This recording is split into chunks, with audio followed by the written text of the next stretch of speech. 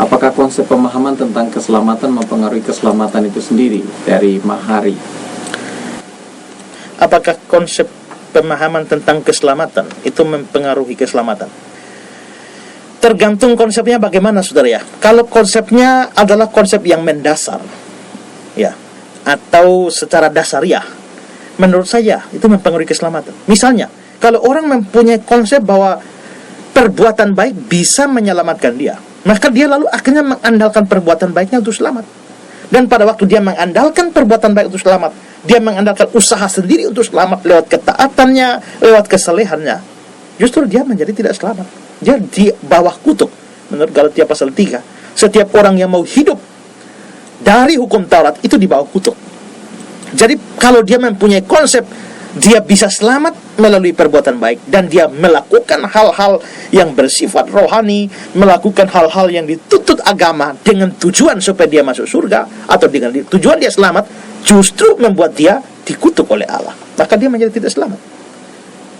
Jikalau orang mempunyai konsep keselamatan bahwa selain Yesus, di luar Yesus orang bisa selamat, maka ini bisa mempengaruhi keselamatan dia, bahwa dipikir, oh kalau begitu dia boleh tidak percaya Yesus, dia masuk ke dalam agama apapun pasti dia bisa selamat, justru dia akan masuk neraka.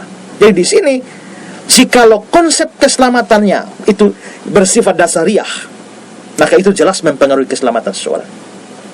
Tapi jikalau konsep keselamatannya itu tidak bersifat hal yang dasariah, ya misalnya saja apakah keselamatan bisa hilang atau tidak, maka masuk ke dalam kontroversi besar dalam dua aliran teologi.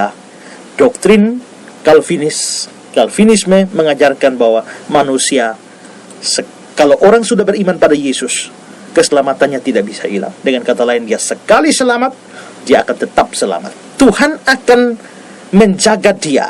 Keselamatannya tidak tergantung pada dirinya sendiri, tapi tergantung pada tangan Tuhan yang memegang dia.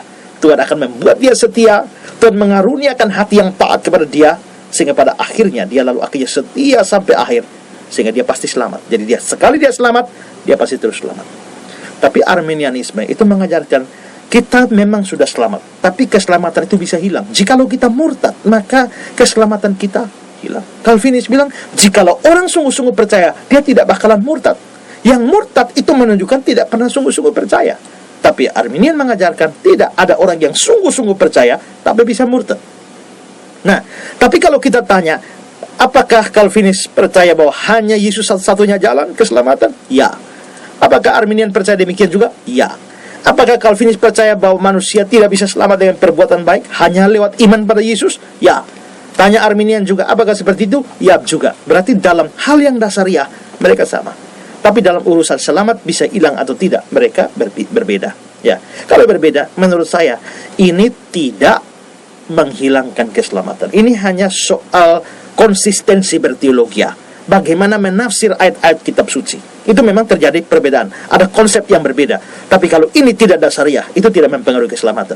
Tapi seperti saya jelaskan tadi, jikalau itu menyangkut hal-hal yang dasariah, Yesus satu-satunya jalan, selamat karena iman, perbuatan baik bisa menyelamatkan atau tidak, dan sebagainya. Kalau itu hal dasariah, menurut saya konsepnya akan berpengaruh pada selamat atau tidaknya seseorang. Jadi kesimpulannya adalah lihat-lihat dulu konsep keselamatannya seperti apa.